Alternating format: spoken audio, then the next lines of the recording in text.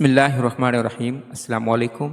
Spirit of Islam channel میں ایک بار پھر خوش آمدید۔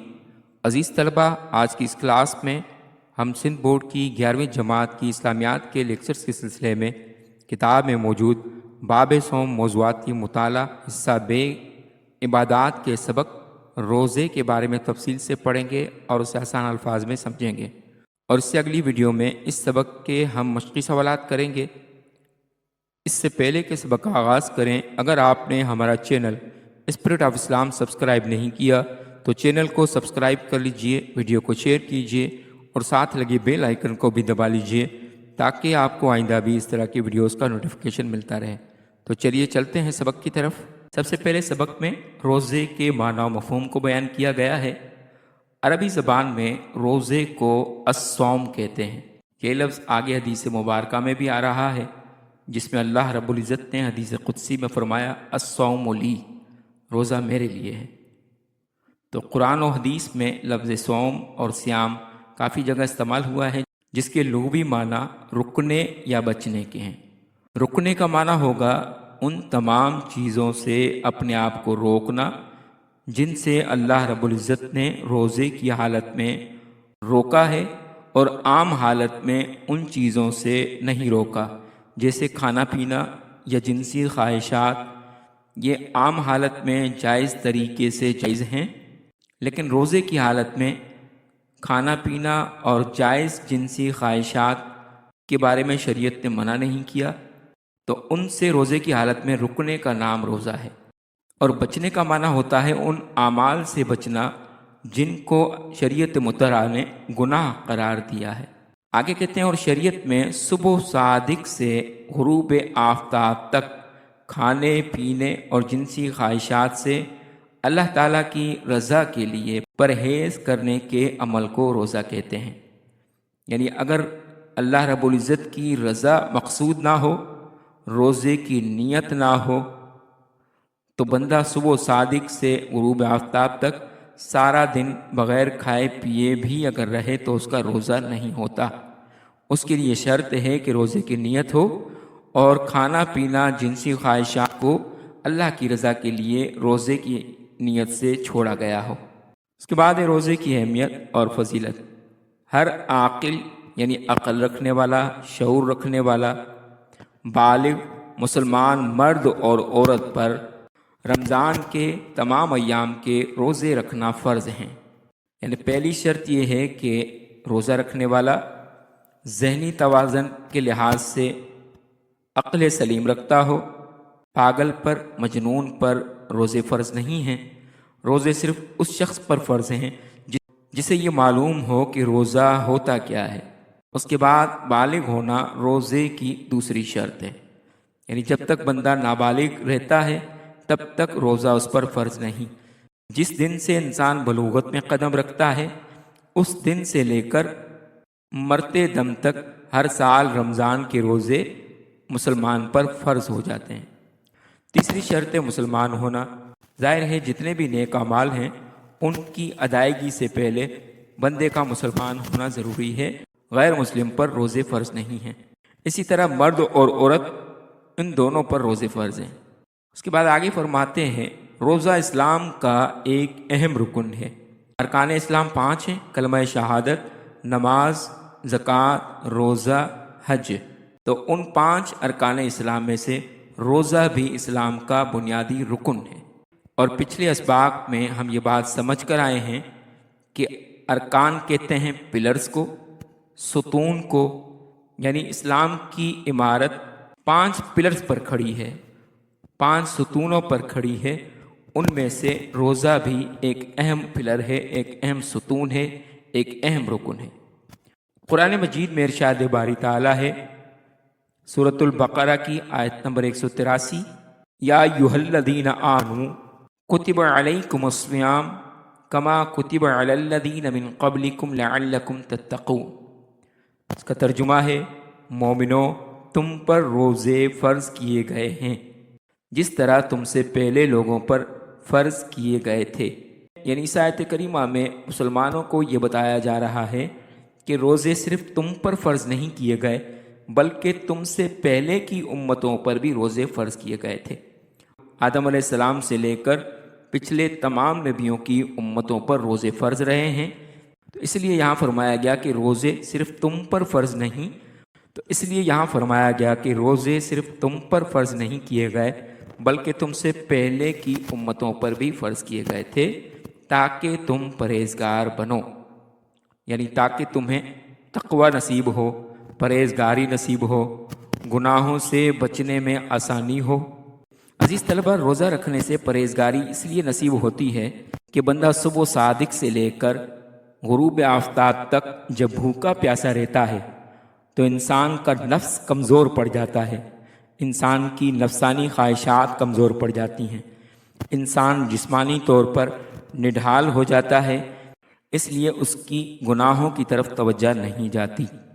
اب سوال یہ پیدا ہوتا ہے کہ اللہ رب العزت کی طرف سے مسلمان کو بھوکا رکھنے میں کیا مقصد ہے؟ کیا اللہ رب العزت ہمارے بھوکے رہنے کو پسند کرتا ہے؟ کیا ہمارے بھوکے رہنے سے اس کی خدائی میں کوئی فرق پڑ جاتا ہے؟ ہرگز نہیں۔ اللہ رب العزت اپنے بندوں سے 70 ماہوں سے زیادہ محبت کرتا ہے، تو ماں تو کبھی بھی اپنے بچے کو بھوکا نہیں دیکھ سکتی، تو ایسی کیا وجہ ہے کہ اللہ رب العزت صبح صادق سے لے کر غروب آفتاب تک اپنے بندے کو بھوکا رکھنا چاہتا ہے؟ تو اس بات کو سمجھنے کے لیے یہ مثال سمجھ لیجئے کہ جس طرح سے بعض اوقات بچہ بیمار ہو جاتا ہے اور ماں دیکھتی ہے کہ میرے بچے کو صحتیاب ہونے کے لیے کڑوی دوائی پلانا ضروری ہے، تو اس لیے وہ اپنے بچے کو کڑوی دوائی پلاتی ہے، جس پر وہ بچہ روتا ہے۔ ماں زبردستی اس بچے کا منہ کھول کر سختی کے ساتھ بھی اپنے بچے کے حلق سے وہ کڑوی دوائی اس لیے اتارتی ہے کیونکہ وہ یہ جانتی ہے کہ اس وقتی کڑواہٹ سے، وقتی تکلیف سے اس کو بیماری سے صحت نصیب ہو جائے گی، اس لیے وہ اپنے بچے پر سختی بھی کر لیتی ہے۔ بچہ چونکہ اس بات کو نہیں سمجھتا کہ مجھے کیوں کڑوی دوائی پلائی جا رہی ہے، لیکن جب وہ صحتیاب ہو جاتا ہے تو ماں کے کڑوی دوائی پلانے کا مقصد اسے حاصل ہو جاتا ہے۔ اسی طرح سے انسان گناہوں میں لتھڑا ہوا ہے، سارا سال انسان گناہوں میں پھنسا رہتا ہے۔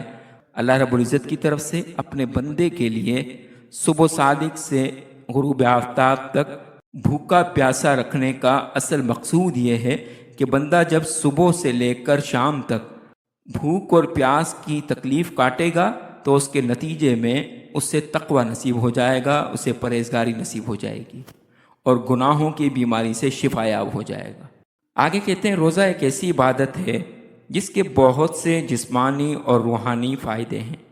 یعنی جسمانی لحاظ سے یہ کہ انسان کا معدہ پورا سال 24 گھنٹے مصروف عمل رہتا ہے، انسان کے اندرونی اعضاء، انسان کا نظام سارے کے سارے اندرونی اعضاء پورا سال انسان چونکہ کھاتا پیتا رہتا ہے تو یہ تمام اعضاء پورا سال مصروف رہتے ہیں، لیکن روزے کی حالت میں جب صبح سے لے کر شام تک بندے کے معدے کو، بندے کے اعضاء کو وقفہ ملتا ہے تو ایسی صورت میں بہت سی بیماریوں سے مسلمان کو روزے کی برکت سے اور بھوکا پیاسا رہنے کی وجہ سے مسلمان کو صحت نصیب ہو جاتی ہے۔ اس حوالے سے ایک حدیث مبارکہ ہے کہ نبی کریم صلی اللہ علیہ وآلہ وسلم کے پاس ایران کا ایک ایلچی آیا جو بہت بڑا طبیب تھا، حکیم تھا۔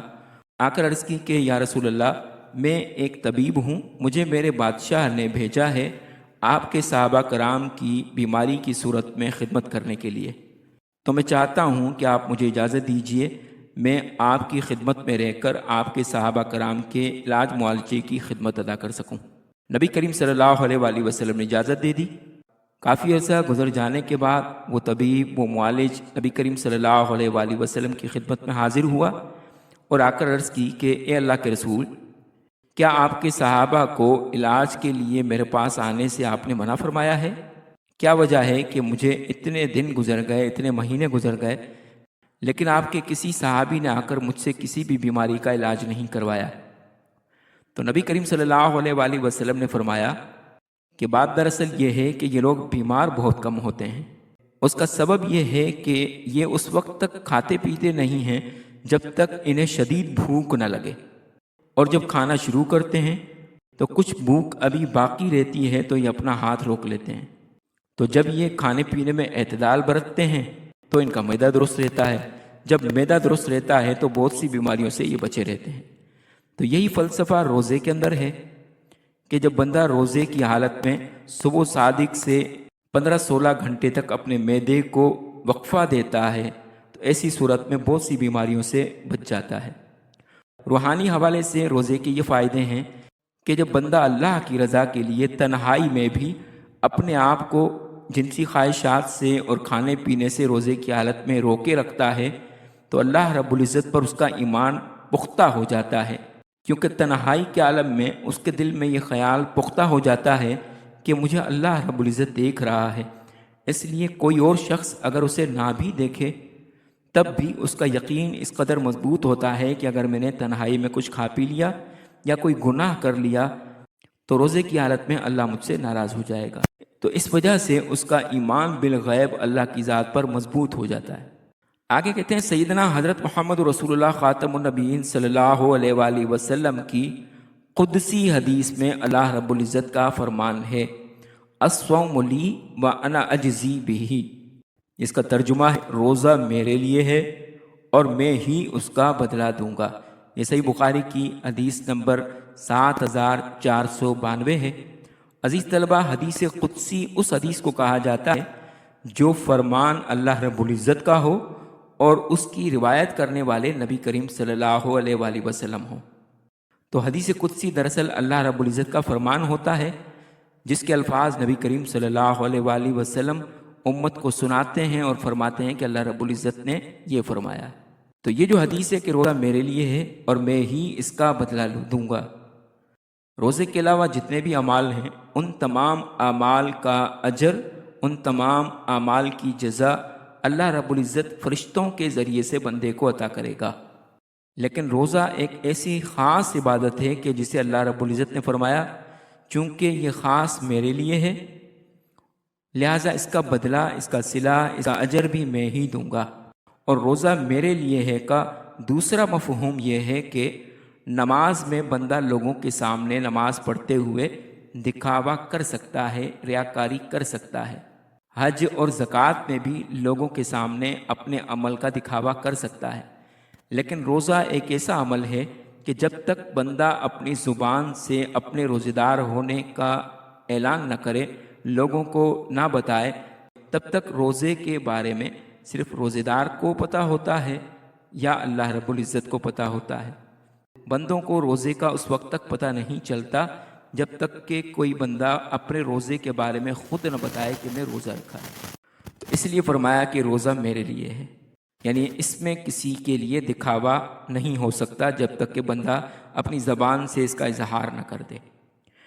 ایک اور حدیث میں ہے آپ صلی اللہ علیہ وآلہ وسلم نے فرمایا ہے کہ جس نے ایمان اور ثواب کی نیت سے روزے رکھے اس کے پچھلے گناہ معاف کر دیے جائیں گے۔ من صام رمضان ایمانا و احتسابا غفر له ما تقدم من ذنبہ، یہ بخاری شریف کی حدیث نمبر 38 ہے، جس کا یہاں ترجمہ بیان کیا گیا ہے کہ بندہ ایمان کی دولت کے ساتھ ثواب کی نیت سے رمضان کے روزے رکھے تو اس کے پچھلے گناہ اللہ رب العزت معاف فرما دے گا۔ اس کے بعد ہے روزے کی برکات اور اثرات۔ روزہ ایک سی عبادت ہے جو مومن کو تقوی یعنی پرہیزگاری، تحمل یعنی برداشت اور ضبط نفس یعنی نفسانی خواہشات پر کنٹرول، خود کو برائی سے بچانے اور نیکی جیسی صفات سکھاتی ہے۔ روزہ رکھتے اور افطار کرتے وقت اللہ تعالیٰ کی برکتیں اور رحمتیں نازل ہوتی ہیں۔ افطار دعاؤں کی قبولیت کا وقت ہوتا ہے، اسی وجہ سے نبی کریم صلی اللہ علیہ وآلہ وسلم نے فرمایا للصائم فرحتان، فرحتن عند فطرہ و فرحتن عند لقاء ربہ، کہ روزہ دار کے لیے دو خوشیاں ہیں، ایک خوشی افطار کے وقت، دوسری خوشی قیامت کے دن اپنے مولا کے دیدار کے وقت۔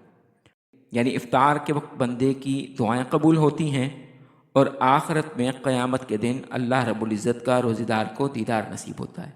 جو شخص روزے کے آداب کا خیال نہیں رکھتا اسے بھوک اور پیاس کے سوا کوئی ثواب نہیں ملے گا۔ یعنی صرف صبح سے لے کر شام تک بھوکا پیاسا رہنا کافی نہیں ہوتا، بلکہ یہ اصل مقصد کو حاصل کرنے کا ذریعہ ہے۔ اگر بندہ بھوکا پیاسا رہ کر جھوٹ، غیبت، بد کلامی، بد نظری اور دیگر گناہوں سے نہ بچے تو ایسی صورت میں نبی کریم صلی اللہ علیہ وآلہ وسلم نے فرمایا کہ بہت سے روزے دار ایسے ہیں کہ جنہیں سوائے بھوک اور پیاس کے اللہ رب العزت کی طرف سے کچھ نصیب نہیں ہوتا، یعنی ان کا بھوکا پیاسا رہنا نہ تو انہیں ثواب دلاتا ہے، نہ ان کے روزے کا اصل مقصد حاصل ہوتا ہے۔ روزہ بہت سی دوسری عبادات کے اہتمام میں مدد کرتا ہے، یعنی جب بندہ روزہ رکھتا ہے تو رمضان المبارک میں سحری کے وقت اسے اٹھنا ہوتا ہے۔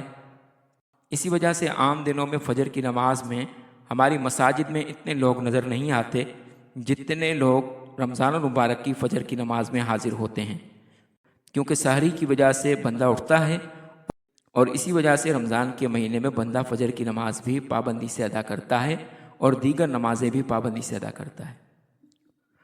اس کے بعد ہے رمضان المبارک کی فضیلت۔ یعنی ویسے تو روزہ سال میں نفلی طور پر کسی بھی دن رکھا جا سکتا ہے، لیکن رمضان المبارک کی جو فضیلت ہے اس میں ہر عمل کا ثواب بڑھ جاتا ہے، لہذا رمضان المبارک کی فضیلت کے حوالے سے یہاں بیان کیا جا رہا ہے کہ رمضان کا مہینہ بابرکت ہے، جس میں قرآن کریم انسانوں کی ہدایت کے لیے نازل ہوا۔ یعنی رمضان المبارک کی ایک فضیلت یہ ہے کہ جو قرآن ہمیں نصیب ہوا وہ پورا کا پورا شب قدر میں یک بارگی لوح محفوظ سے بیت المعمور پر نازل ہوا۔ اس کے بعد 23 سال کچھ ماہ کے عرصے تک تھوڑا تھوڑا کر کے جبرائیل علیہ السلام اللہ رب العزت کے حکم سے نبی کریم صلی اللہ علیہ وآلہ وسلم کے پاس مختلف وقتوں میں کچھ آیات اور کچھ صورتیں لے کر حاضر ہوتے رہتے، لیکن رمضان کے مہینے میں پورا کا پورا قرآن ایک ساتھ بیت المعمور میں شب قدر میں نازل ہوا۔ اس وجہ سے رمضان المبارک کو قرآن کریم کے نزول کی وجہ سے بھی فضیلت حاصل ہے۔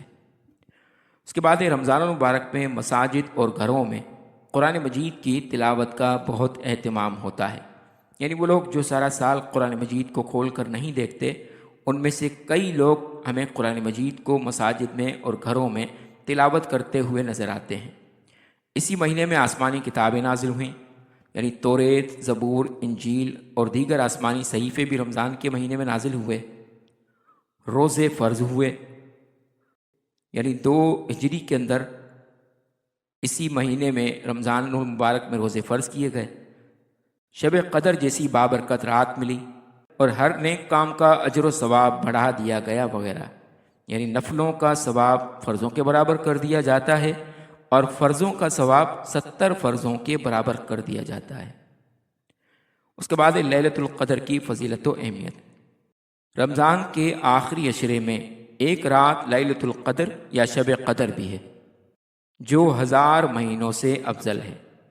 قرآن مجید کے 30ویں پارے میں سورۃ القدر کے نام سے پوری سورت نازل ہوئی ہے، جس میں فرمایا گیا لیلۃ القدر خیر من الف شہر، کہ شب قدر 1000 مہینوں سے افضل ہے۔ اس رات کو خفیہ رکھا گیا ہے تاکہ لوگ اس عشرے کی طاق راتوں میں اچھی طرح عبادت کر سکیں۔ یعنی شب قدر صرف 27ویں رات کو نہیں کہا جاتا، بلکہ احادیث مبارکہ کے مطابق شب قدر رمضان المبارک کے آخری عشرے میں 21، 23، 25، 27 اور 29ویں رات میں سے کسی بھی رات میں ہو سکتی ہے۔ ہر سال یہ رات بدل بدل کر الگ الگ راتوں میں آتی ہے، اور اس کو صرف 27ویں رات میں رکھ دیا جاتا تو پھر پورا عشرہ، پورے 10 دن مسلمان شاید اتنی عبادت نہ کرتے۔ اسی وجہ سے شب قدر کی تلاش میں طاق راتوں میں زیادہ سے زیادہ مسلمان جاگتے ہیں اور عبادت کرتے ہیں۔ جس کو یہ رات نصیب ہوگی اسے 1000 مہینوں کی عبادت کرنے سے زیادہ ثواب ملتا ہے۔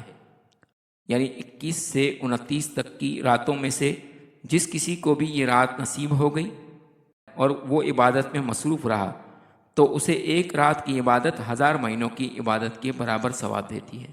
اس کے بعد روزے کے فائدے اور انسانی زندگی پر اثرات۔ روزے سے اللہ تعالیٰ کی خوشنودی حاصل ہوتی ہے اور جسمانی صحت بھی بہتر ہوتی ہے۔ اس حوالے سے پیچھے ہم تفصیل سے پڑھ کر آئے ہیں۔ انسان نیکی اور پرہیزگاری کے کام کرنے کی کوشش کرتا ہے اور برائیوں سے اجتناب کرتا ہے، یعنی بچتا ہے۔ خیر خیرات، صدقات اور فطرے کے ذریعے معاشرے کے غریب اور نادار لوگوں کی مدد کرتا رہتا ہے۔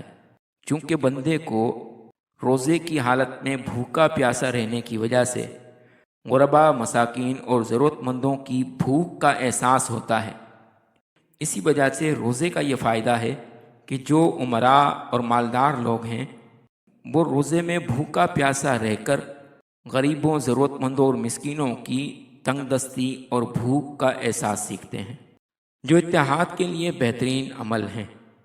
پورے مہینے کی عملی مشق سے انسان کو جسمانی، روحانی، انفرادی اور اجتماعی اور دیگر بے شمار فوائد حاصل ہوتے ہیں۔